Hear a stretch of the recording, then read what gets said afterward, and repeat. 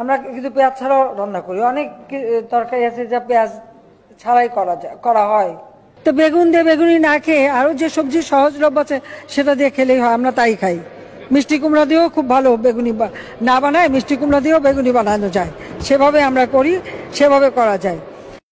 অনেকেই কিন্তু মাংস খেতে চায় না, মাংসের পরিবর্তে এখন কাঁঠাল, এবং এই কাঁচা কাঁঠাল, এই কাঁঠালের কাবাব হয়, কাঁঠালের বার্গার হয়। আমরা যদি এই 12 মাসই কাঁঠাল উৎপাদন করতে পারি, মাংসের পরিবর্তে কাঁঠালটা আমি কিন্তু করি আমাদের বাড়িতে, কাঁঠালে কাবাব করি, মাংসের পরিবর্তে কাঁঠালটা দিয়ে আমরা ওই স্বামী কাবাব বানানো বা বার্গার বানানো। কারণ এখন যেটা করতে হয় যে যখন কাঁঠালের সিজন আসে, কাঁচা কাঁঠাল একটু হলুদ দিয়ে সিদ্ধ করে ডিপ ফ্রিজে রেখে দিয়ে 12 মাস ব্যবহার করি। কাজে একটা জিনিস যেটাকে আমাদের জাতীয় ফল হিসেবে জাতির পিতা দিয়ে গেছে, কিন্তু কিছু ফেলা যায় না। বর্ষাকালে খুব স্বাভাবিক, বর্ষাকালে তো আর কাঁচা মরিচের খেতে কিন্তু কেউ মরিচ তুলতে যেতে পারে না। সবাইকে আহ্বান করবো এখন থেকে কাঁচা মরিচ কিনে রোদে শুকায় রেখে দেন, বর্ষাকালে যখন দাম বাড়বে ওটা কিছু একটু পানিতে রাখলে কিন্তু আবার তাজা হয়ে যায়, আবার রান্না করে খাওয়া যায়। সহজ বুদ্ধি, আমি তো এটাই বলি, যেগুলি শুকায় রেখে দেন। টমেটো, অতিরিক্ত টমেটো হয়েছে বলছে কি করব, আমরা রোদে শুকায় রেখে দেন। পেঁয়াজেরও তাই, যখন উৎপাদন বেড়েছে পেঁয়াজ সংরক্ষণের ব্যবস্থা, রোদে শুকায় রেখে দেন। ঠিক আছে, এরপরে যখন ডিম বেশি পাবেন সিদ্ধ করে ফ্রিজে রেখে দেবেন, বহুদিন থাকবে, সহসা নষ্ট হবে না। সবকিছু বিকল্প ব্যবস্থা আছে।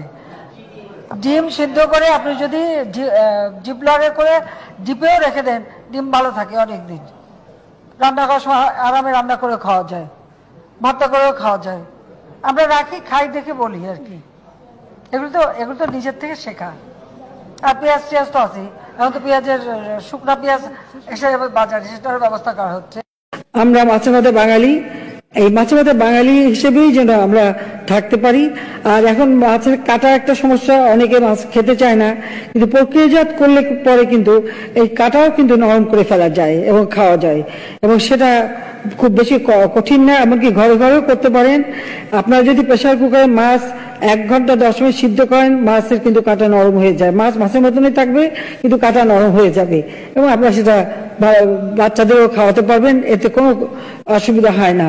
কাজে আমরা কিন্তু এটা করি, একটু রেসিপিও দিয়ে দিলাম সাথে, যাতে আপনাদের ঘরে কাটার সমস্যাটা না থাকে। কারণ বিশেষ করে ইলিশ মাছ একটু বেশি সময় লাগে, সমুদ্রের মাছ, আর অন্য মাছ আরো কম সময় হয়ে যায়। বড়ই দিয়ে ইফতার করেন না কেন? আঙ্গুর লাগবে কেন? আপেল লাগবে কেন? আর কিছু নাই আমাদের দেশে? বড়ই দিয়ে ইফতার করেন না কেন? আঙ্গুর লাগবে কেন? আপেল লাগবে কেন? আর কিছু নাই আমাদের দেশে?